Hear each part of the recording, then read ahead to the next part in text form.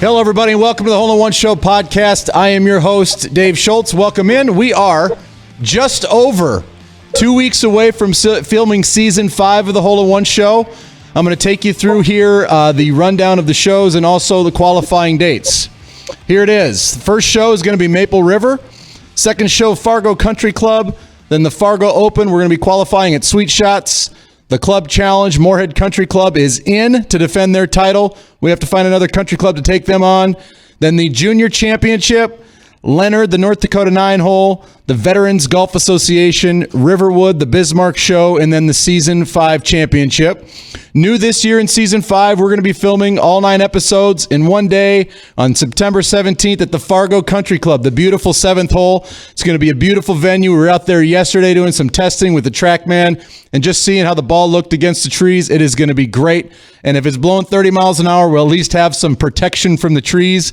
And people make hole-in-ones on that hole all the time, and I sure hope it happens when we're filming the show. Now, you want to get on the show? This is your chance. Here's 4 open public qualifying dates to get on the show.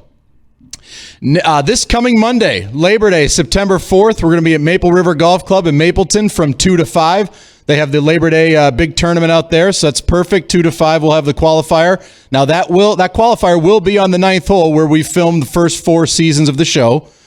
Thursday, September 7th, we're going to be out in Bismarck on the driving range at Riverwood from 2:30 to 5:30. And then Tuesday, September 12th, we'll be at Sweet Shots in Fargo from 3 to 6. And Thursday, September 14th, our last chance qualifier is going to be at the North Dakota 9-hole show at Leonard Country Club. We will qualify. We did last year, the last time we were at Leonard, we qualified on the 8th hole, par 3. I'm sure we'll go back to that hole. And it'll be great to be out there with the Pachinskis again. Now, last week I promised an update on the North Dakota Open. I tell you what, Dave Lorenz, our green superintendent at the FCC, had the place perfect. It was rock hard. It was firm and fast. The greens were rolling smooth, and the rough was long, and it was a true test, and clearly it was for me. I haven't played golf in a month, so I did qualify going into it. The expectations were low. But I tell you what, it is so tough to get into a golf tournament. And even though you haven't played and you're being honest with yourself and the expectations are low, like the competitor in you is like, I cannot believe I just made a 3-putt on number 2 to par, the second hole of the tournament. And I was a head case from there on out. I'm like, I've wasted one shot. I need to get every shot I possibly can because I don't know where the ball's going. And I can't 3-putt par 5s to start the tournament. So, and then it played difficult. And I get around the back 9, I make some good pars, but it was just a struggle. I shot 75 the first round and then turned around the next morning and all great intentions to play great. I get out of bed and I can't even move. I mean, I tell you what, 40 hits a little different if you only play golf about once a month. To play golf back-to-back days, the second day I got on the range and I was locked up, man. I don't even know what to say. I was locked up and I'm like, I just want to play good. I know what to do, and my body was just not there. So I shot 75, 74, disappointing, 5 over par on the home course. I think the cut was 1 under par. The golf course was perfect. Dave Lorenz, like I said, had it great, and there was some good play. And I tell you what, the feedback from all the pros and the top level amateurs was the golf course was great. It was a perfect test, and it's what you want to see. You know, it was almost like a U.S. Open-esque. I mean, you want to see that test, and you want to have to think your way around the golf course. And on Friday and Sunday, it blew, 10 to 20 miles an hour. It would gust a little bit, so you really had to pay attention on really every single shot out there. Congratulations to North Dakota State golfer Ian Simonich. He shot 6 under for the tournament, and he won the event. He made a clutch 8-footer on the last hole to win the tournament, so congratulations to him. And he was in the hunt last year as well. He was in one of the final groups, so I tell you what, Ian's playing really well, and I think he's doing it without an ACL. I think he blew out a knee, and he's just kind of sucking it up, and he's figuring it out, and he's played great golf.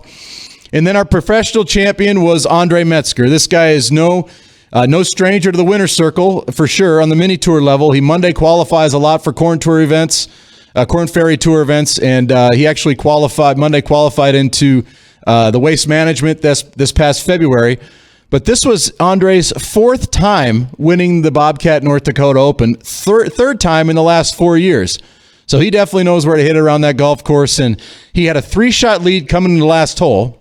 This was pretty interesting. He had a 3-shot lead coming in the last hole, and he hit it left into the stuff.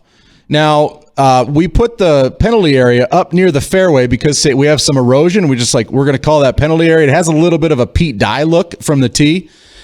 And from, viewing from the green, there's no way of knowing if that was a hook or if he hit it straight into the stuff. Because if he hit it straight into the stuff, he would have to re-tee and hit 3, and that makes things a little bit interesting. Well, they went up there, and there was a long deliberation. Essentially, in that situation, it's up to Andre and his 2 playing partners to really come to a consensus as the group as to where the drop is. Can he drop up there where, they deem that the ball crossed the penalty area line, or did it not cross up there? Does he have to re-tee? So they went up to the area, they looked for the ball, they ended up going back to the tee, and there was a good 10 minutes where they were on the tee deciding really where did this ball cross. And if it crossed here in front of this red line, right in front of the tee box, then that means it would have crossed up there near the fairway. Long story short, he was able to drop up front and had a chance to get his 3rd shot on the green. He hit his 3rd shot over the green, got it on, and 2-putted for double bogey to win by 1. So it was pretty interesting watching that play out. It was high drama. You don't know it was going to be high drama because he had a 3-shot lead coming in the last hole. But it was high drama, and Andre Metzger, again, is the Bobcat North Dakota Open champion. Thanks to Bobcat for their support of the tournament. Thanks to the members of the Fargo Country Club for hosting. And congratulations. I'm glad the Village Family Service Center, another great donation towards a great cause. Now, we got just after we finished the tournament, and because I missed the cut, I was just like a tweeter. I go out there and I just follow the tournament and try and document all the cool things people are doing the final round and the interesting stories, and try and capture any drama that there is coming down the stretch. Well, I get into the main bar there at the Fargo Country Club, and Trevor Opheim's at the bar having a bump, and I'm like, what's happening? He's like, you won't believe what just happened. My son Cooper is down in Arizona. They just made a hole-in-one. I'm like, oh, cool. He goes, on 17. I said, where? At TPC Scottsdale. I said, what? Well, 17 is a par 4. A par 4. A hole-in-one on a par 4. And so he took me out. He showed me this video, and this video is incredible. It's Cooper at the helm, and they are running. Jake Honl and Cooper Opheim are both Fargo South graduates, and Jake hit the shot from 298 yards and instantly just left the cart, just boom, started running. Cooper was narrating, and when they got to the green, chaos ensued. And that is, as soon as I saw that, I said, hey, Trevor, we got to get the boys on the podcast. So this is now and then right here. I'd like to welcome in Jake Honl and Cooper Opheim to the Hole in One Show podcast. Guys, this is your podcast. It is the Hole in One Show, and I cannot believe what I just saw. Congratulations. Yeah, thanks for having us on, Dave. Tell me about the shot. Tell me about the whole situation of how this came about. Yeah, so we obviously played the famous 16th hole right before, and I'm the only guy in the group not to get a par, so I'm a little bit bummed out. It's our first time ever playing. It's my first time ever playing there. I've gone and watched the last couple years, so fun to get out there for the first time, and definitely disappointed not to get a par on 16. Sure. But yeah, we go up to the 17th hole. I'm the last one to tee off. Holes playing dead center, right behind the sand trap. And I had the driver out. I just went for it. Saw it was a good drive. One of the other guys said it sounded good, but he didn't keep watching. Mm-hmm. And I just saw the ball here, and I said I think it just went in. That's when Cooper also saw it too. So we gave each other. Oh, go ahead. Sorry. Let me ask you: was the actual hole location visible from the tee or not? Was it behind a bunker? It was just slightly to the left of the bunker, so you could see the hole. Cooper, tell me about it. We get up to the box, I tee off, put it to 12 feet, obviously. No one seemed to care about that. But, yeah, I got in the cart right away because we're golfing with 2 other guys who aren't very good, so Jake's really the last one to go. Sure. And I figured Jake would hit a good drive. There's not really any trouble besides that left water.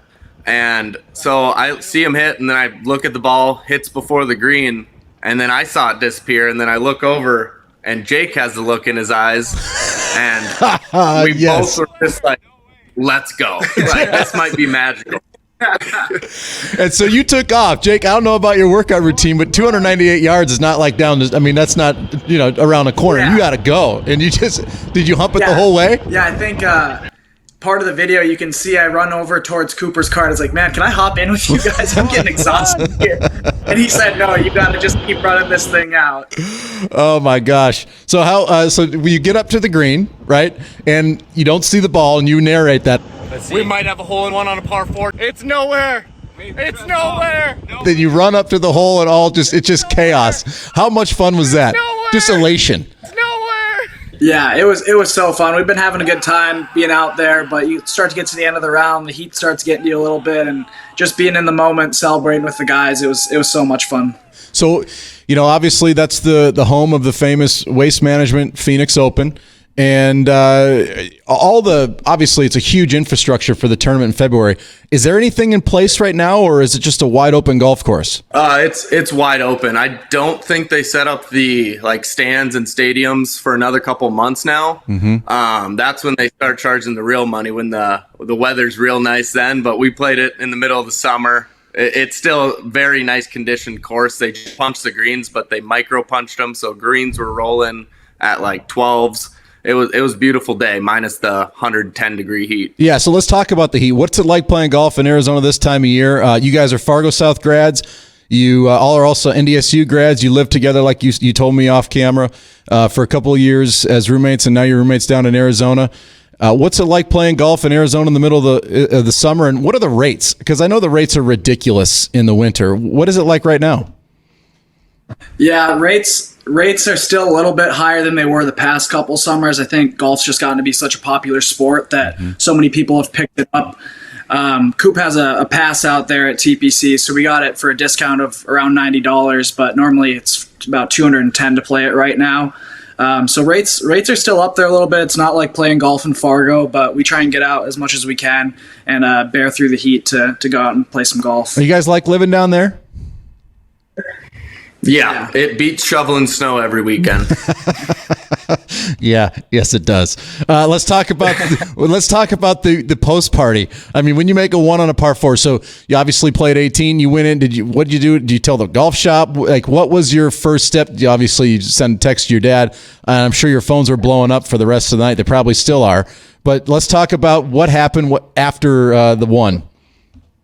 Yeah, first thing, we had to go back and get one of the carts that we left at the tee box. So we made our way back there, but the guys behind us, they totally understood. Oh, yeah. What were they thinking? I suppose there's a packed golf course. What did they think when you're coming back? They must have loved it. Yeah, they were pretty excited for us and totally understanding that we're going to take a little extra time on that hole to celebrate it. Right. Okay, so you get off the golf course, and then what? Yeah, well, first of all, I was so in the moment. I actually hit my golf ball on the 18th hole, the magical one that got me the hole-in-one. But luckily, the water up the whole left side. But luckily, I piped it down the middle. So oh my gosh! If you had hit the water and you realized that, wait a minute, that was just. Would you have gone in? Like honestly, would you have gone in? At that point, I would have been fishing for it at least. Yeah, so for sure. So you finished the round. We get up to the clubhouse. The guys are super excited for us. They gave me a flag. Gonna sign that and frame that somewhere. They were all real excited. They wanted to watch the video with us. And then we were gonna have a relaxing Sunday, just hang out in the air conditioning a little bit. But we invited buddies. We went to the pool and just celebrated there for the afternoon. Good for you. Has the phone been blowing up? You've been telling your buddies? I mean, the video's great. It's been fun to share that with a lot of friends and family, and definitely a day we won't forget. Well, I know you guys are obviously big golfers, and you follow golf. The 6 Ryder Cup, I told you we want to talk about this. The 6 Ryder Cup picks just came out. What do you think of Captain Johnson's picks? I honestly don't hate the JT pick. I think Really? he's kind of a vibes guy on the team. Okay. Plays well with Spieth. Couldn't he could he have not just been like a team manager? I mean, drink beer and hang out with the guys the whole week? I mean, does he have to tee it up? I'm just asking. He's better on the course, I think. And as golfers, we all know that one round, the Ryder Cup's still a few months away. So one round, JT goes out, figures it out. I think he's going to be in prime shape come Ryder Cup time. Don't you think it's a little European team-ish from the yesteryear of bringing on guys who maybe didn't play the best, but they have Ryder Cup experience and they have teammates who have played well enough to guarantee their spot on the team, and they're going to be good. I think of Ian Poulter or maybe a down year for Serge. The guys that have always played, is this kind of one of those comfortable picks that the United States team is now going with? Yeah, probably. I would say it's turning into a little bit of a popularity contest. Mm-hmm. I'd like to see if like Keegan Bradley, if he made it, or one of the other guys that were up there at the end of the year. But hopefully he can figure out his game before the Ryder Cup comes, and hopefully that atmosphere of the Ryder Cup will kind of kick it into gear for him. Yeah, I really like the odds of the U.S. this year.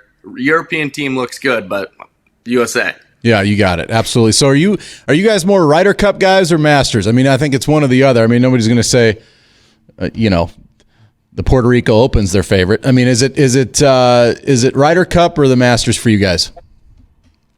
Well, speaking on Jake here, he has another stroke of luck that he might want to tell you. What? Yeah, obviously putting in tickets for the last handful of years to go, and I got the email this year that my dad and I are going to go see it in person here next spring. Jake, big time Masters guy. Hey man, you're on a heater. Having a bit of Yeah, you're having a lot of. Yeah, you're not that far from Vegas. You're on a heater. I would drive a little north and figure it out, because you're going to the Masters and you just made a 1 on 17 at TPC Scottsdale. That's pretty doggone cool. What about Keegan? I play with Keegan in the Puerto Rico Open, and I played with him a couple times. He was hot. He obviously won near his home. And I think he's kind of the main guy that is the first guy on the outside looking in, don't you think? Yeah. Yeah, I think he also spoke about it publicly, so that kind of puts you feel bad for the guy. He had such a good comeback this year and had such a good year as far as winning too. But it's kind of, it is what it is at this point. We got to trust Mr. Johnson. Yeah. Well, and you know what? Let's say you are the captain of the Ryder Cup. I mean, you have to make decisions to win, right? Maybe it is a popularity contest, but he's making a decision. Like, he doesn't want to be a losing Ryder Cup captain. I mean, he's going with what he thinks is going to be the best team for the USA. Exactly. So, we're gonna have a lot of fun watching that. And guys, congratulations on the 1. I appreciate you joining us on the Hole in One Show podcast. What's next? What are you guys doing down in Arizona? Share a little bit about yourself.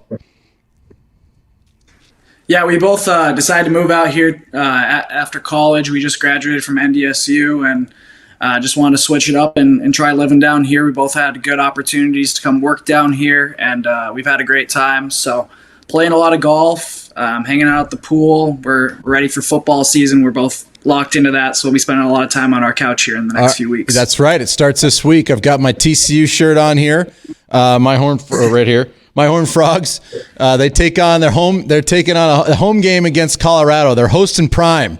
They're hosting Prime's first coaching experience with Colorado. 11 a.m. Saturday morning. It's going to be 125 degrees in Fort Worth, and it's going to be a lot of fun to watch. And we've got Nebraska and Minnesota. It's Thursday, so it's the day after, day before this podcast comes out. But who's your team, guys? Who's your team? Who do you follow? I'm more of a NFL guy, so I'm diehard Vikings along with Jake here. There we go. But as far as college, just my alma mater, NDSU. I like to see them succeed, or Scottsdale Fighting Artichokes. I went there for a year of college golf, so go Artichokes. Go Chokes. All right, fellas, good to have you on, and congrats again. And hey, when I get down there in Arizona over the new year, let's get together and play some golf. Where do you play golf when it's busy? We play all over the place. I think we played probably over 30 courses together since we've been here the last 2 years. We're just trying to get out anywhere we can. Last question, Jake. Did you have to buy the entire course around, or what's that? What's that deal? Yeah, it was an expensive afternoon, but you can't put a price on that. So it's all worth it in the end. And that golf ball, I assume, is going to get a little mantle spot, right? Absolutely. Awesome. Well, thanks, guys. This was a lot of fun. Take care. Yeah, take care, Dave. Awesome. All right, folks, after this, we have Larry Lanier on, a 32 custom creations, brand new ferrules, anything you want. Really, really cool. We'll be right back after this. Any bank can tell you they have a rock-solid commitment to agriculture. Bell can prove it. To this day, Every Bell Bank branch is partially built with rocks we've picked from our founder's farm. But our roots in ag have grown more than a few offices. They've shaped who we are and formed our entire approach to banking. Let us prove it to you as you grow your farm and prepare your legacy for the next generation. Bell Bank, committed to ag. Golf to me is patience. It's weird to say, but golf is life. It is. It's the ultimate game of life. You know, it's an individual sport. You have to put in a lot of work to get minimally better. And that's kind of the beauty of it. You come back to improve. That's why I love golf, is just every shot is different. That next round, that next shot, you know, it could be that start of a story. I don't even want to say a game. It's more than a game. Welcome back, everyone, to the Hole in One Show podcast. That was awesome having Jake and Cooper on the show. I mean, can you imagine the elation of a hole in one on a par four, especially a famous par four, the 17th at TPC Scottsdale. Good to have those guys on, and I got to catch up with those guys when it get down there around the new year and play some golf. That seemed like a fun group to be a part of. So good job to those guys, and it was great having them on. Now I'd like to welcome in Larry Larimer. He is the owner, creator, and it is a growing business, 32 Custom Creations. Go ahead and get on Instagram right now. This is really, really cool. 32 Custom Creations.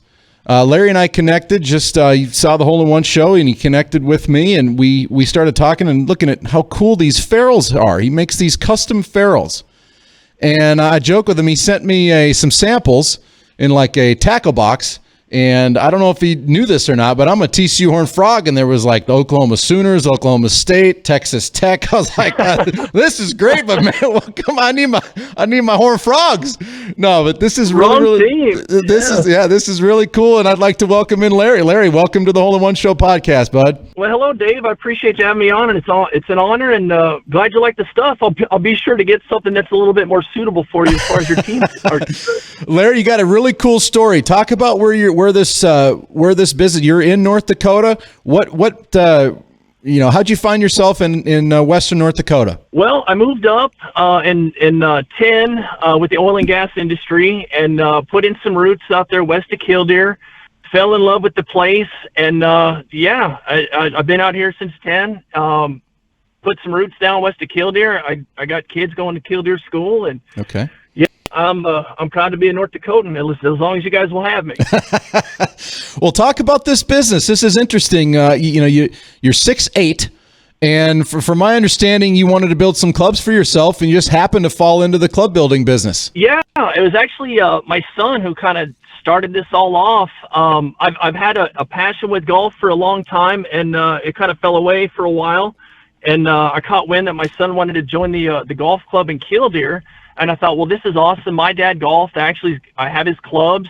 He's since passed, but I thought this will be really neat. I can go play golf with my son. And so I thought, well, I need to get some clubs built. So I'll get into club building and started building my own set of clubs, getting things measured and figuring everything out. And then I was like, man, I need a ferrule. Man, it would be really cool to find a Killdeer Cowboy logo on a ferrule. I'll just go to the internet. The internet's got everything. So I go on there, and I couldn't find any custom ferrules with images in them. They do rings and all sorts of stuff like that, which is cool.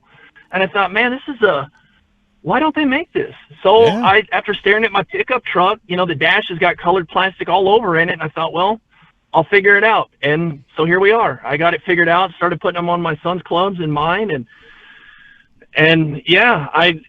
that was a few years back. And then I got real serious about it back in February. I thought, I'll just kind of throw the gauntlet down and try to carve out a place for me in this industry. And so far it's starting to take off. It seems to be a really neat niche that I had found. And we're just going to run this horse until she quits. That's great. Well, hey, it's a cool story behind the name of the company, 32 Custom Creations. Go ahead and share, what's the 3-2 mean? Well, I'm a junior. My son's the third, and it was a joke. We were actually I build computers and stuff too, kind of in my off time for fun. And I was building one with my son, and we were working together. Man, it'd be really neat to have a company, wouldn't it? And it just kind of started from there. And then it's like, what do we call it? And, you're batting names around. I'm like, what about 3-2 Custom Creations? That's cool. And he thought he liked the sound of that, and I liked it too, and it stuck. So that's what it is. And now you're doing this. Oriented. You're doing this what, out of your kitchen? I mean, you're a one man show here, right? Is that right? Yeah, I do it all out of the house, not necessarily the kitchen, but I do get caught with golf clubs in the dishwasher from time to time. You got to clean them up, and nice. Yeah, my wife's understanding too. You break clubs apart, and it works pretty well. Throw them in the dishwasher with some soap, and kind of let it do its thing, and it's also a fun conversational piece too. What's the crazy? I do it all out of the house. And how do people reach out to you? How do they find you? Larry at 32customcreations.com, or you can go to 32customs.com. The contact info's on there as well. Instagram, I'm on Facebook, Twitter. I'm not very good at all that social media, but we take a crack at it. Well, you're going to be this is announcing right now, partnering with the Hole in One Show podcast. I appreciate it. This is awesome. So, folks, if you want to if you want to connect with, get your own custom ferrules built, go ahead and email Larry at 32customs.com and use promo code HIO show to get 25% off either 10 or 15 set of these ferrules. Now, the 10 ferrules was $65 and a set of 15 is $85, correct? Correct. Yeah, so use promo code HIO show and get 25% off. Now, what's the craziest ask you've ever had to design? It was probably just recently. There's a grip company that wanted some grips done, and they were interesting to say the least. It had some paraphernalia on there that, it is what it is, but that was probably the most wild one that I got. So, I suppose you have. to each his own. Yeah, I suppose a lot of the requests are alma maters, right? Colleges or professional teams, I would imagine. It's a gamut of a lot of stuff. There's people have really great ideas for things. Animal prints. I just did one for a guy. It kind of emulated the Buffalo Bills colors and like a zebra print. Sure. Checkerboards. You're almost limited by your imagination. If you can dream it up, we could probably put it on there. Quite the skill. So what's in store for the future? What's the next step? You said since February you've started to have a lot of partnerships, and you're gonna have to hire somebody pretty quick. You got a lot of stuff going on. What's your